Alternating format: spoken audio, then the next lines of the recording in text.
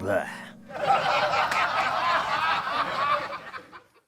I was listening to a podcast on the Beatles, and they were just discussing what it was like for the Beatles to be doing the songs for what would eventually turn into Let It Be. At that point in time, it was the Get Back project. And they were talking about, in particular to that, it was sort of this discussion of like working on each other's songs. Like, for example, Paul is working on Oh Darling, and George is doing that little,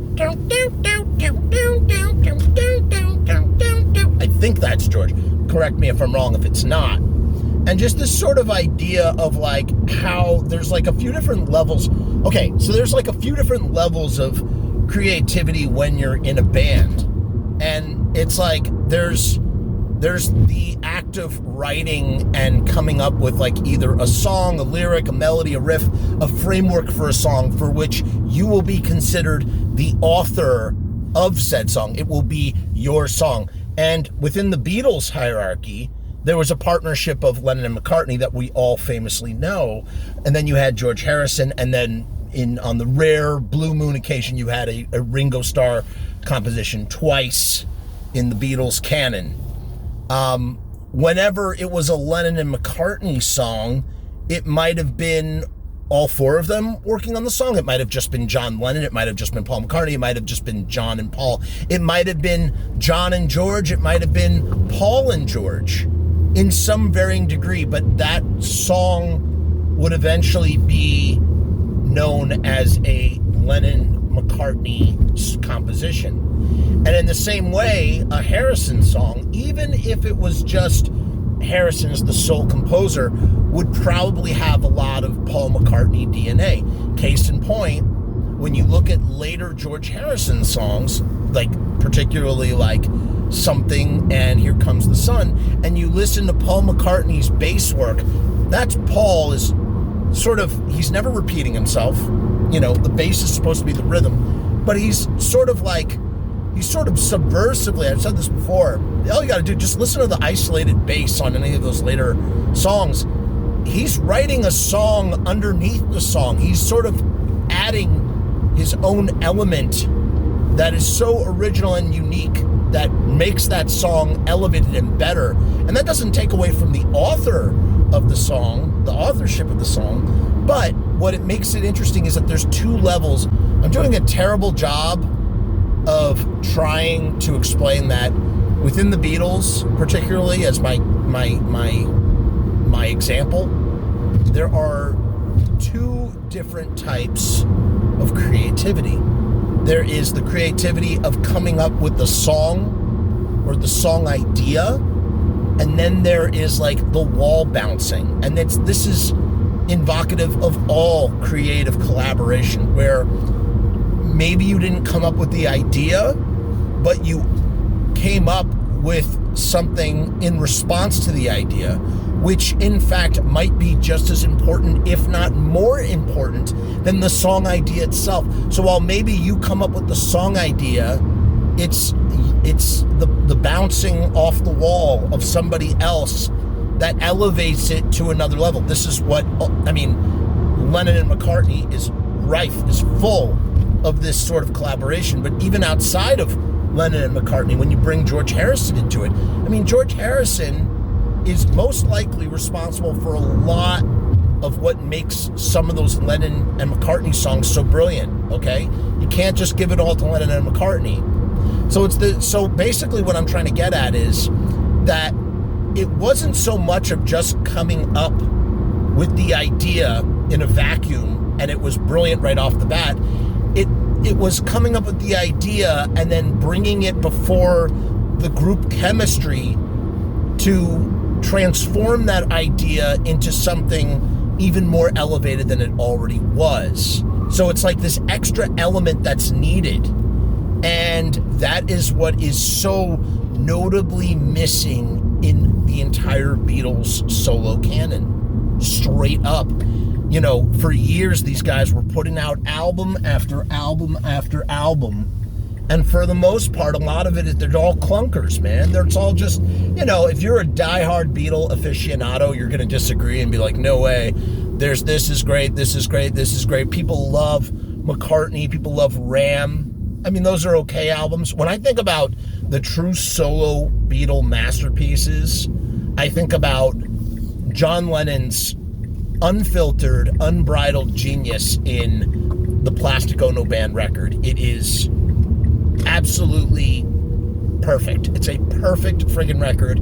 It's a record that doesn't have any input from Paul McCartney, as far as I know, as far as anybody knows. There's nothing from McCartney on that record, and yet still, it's pure excellence. You know what I mean? And for John probably has, in my opinion, the most I don't know.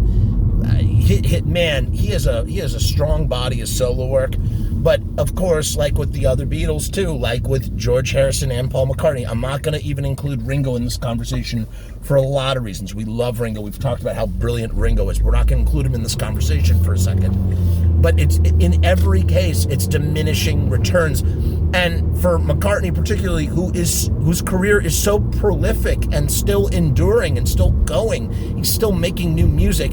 There have been occasions where he just has these momentary lapses of Beatle-esque brilliance that remind you of his period of unbridled creativity in the Beatles.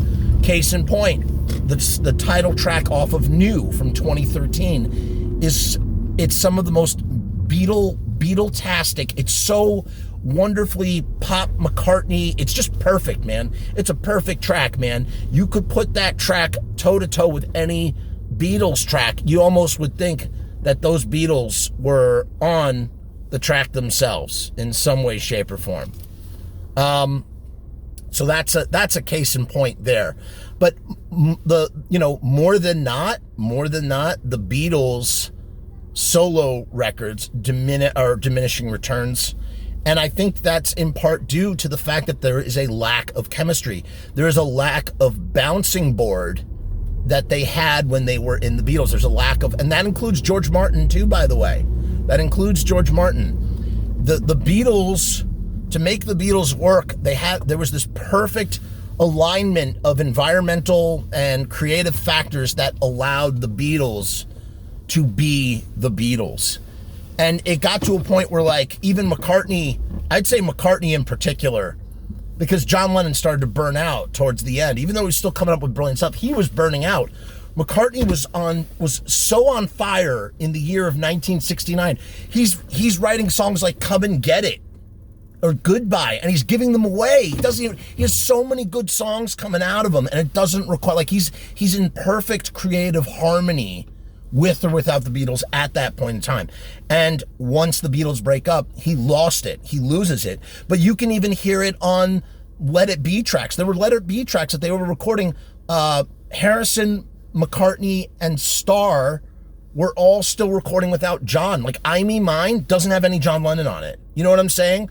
So it's like, and it's a brilliant track. So it goes to show that, like, that creative chemistry energy, the second part, not the initial coming up with the concept, that second part, that chemistry was still viable even when one of them had already checked out and was pretty much gone out of the picture by that point in 1970.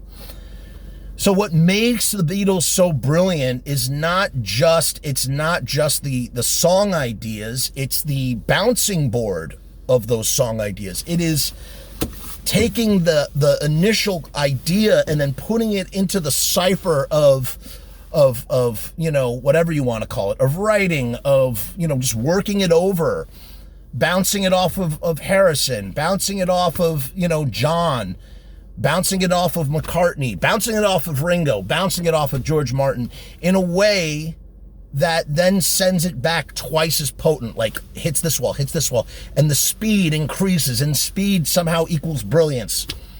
I don't know. This was a really bonkers sort of thought cloud that came into my mind, so I don't know if this is going to make any sense.